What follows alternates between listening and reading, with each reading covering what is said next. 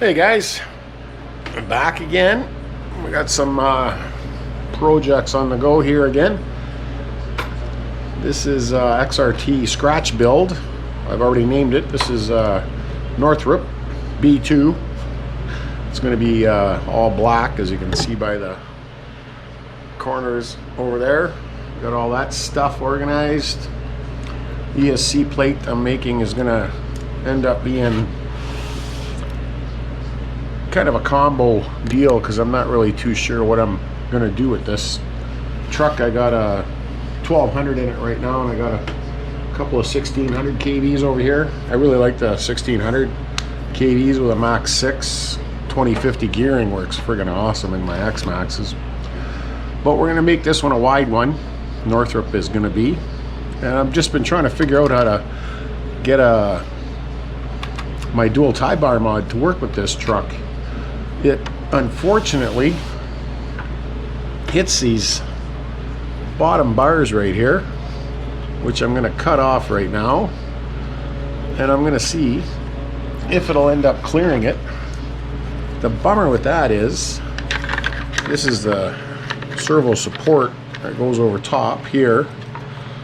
It's going to negate the support from these, which I don't know if it's really necessary, because this is where the servo's being supported right here, and there's two screws that go right over top of it. I don't know if any of this is really needed, and I don't think that it helps in supporting the shock tower at all, especially once this dual tie bar mod is in here. This is much more secure and less prone to break the upper bulkhead or the shock tower, which I just finished changing my buddy's truck. Both the shock tower and the upper bulkhead were broken his, and I threw my dual tie bar mod in his X-Max, and he's off to the races and probably never have a problem with it. So that's where we're at. I'm gonna tinker away here, and I'll intermittently put the camera back on if I can figure out how to get this to fit. That being said, you wouldn't have to worry about getting a 7720X upper bulkhead. You could just get an X-Max one, because we wouldn't be using those two anchors that are down in there. That's the only difference with the bulkheads. Oh, that thing snapped right in there, didn't it? Come on. I'll tell you, the bell crank's a lot easier to change in the X-Max than it is in this truck. But those two anchors here are the only difference, and the screws go down in through there with this one here. So we're going to I'm going to see if I can get this to work. I would rather have the dual tie bar in there than have to change these. I'm tired of changing these upper bulkheads and shock towers all the time, and I haven't in 2 years now since I came out with tried the first dual tie bar mod. So I'm gonna put this in and run it for a couple of months and see how it holds up, and see if there's if this affects it, when it's eliminated or not.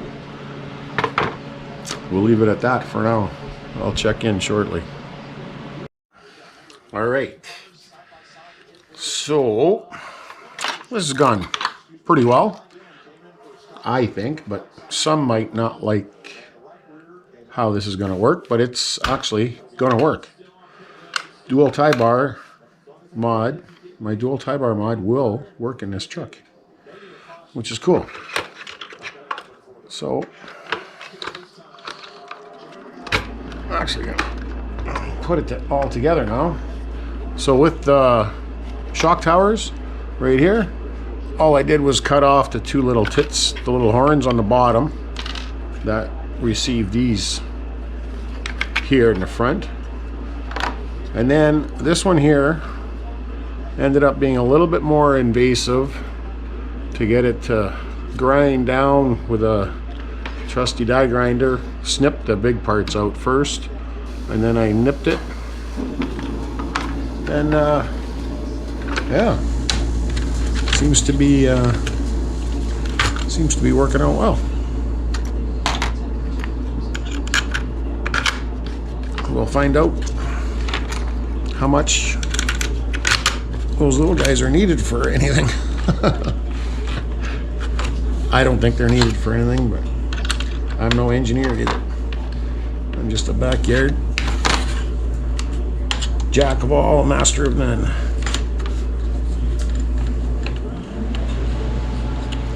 I just don't like changing those little buggers. They're ignorant. See that? That should be it. Well, I think I might grind off just a little bit more, but I'm pretty happy with the way that's in there. I just take a little bit more off it, and that'll be it. I'm gonna test it out. I'll let you guys know how it's going. I don't know if you can see in there very good, but that's it. Dual tie bar mod is working. I think it'll be fine.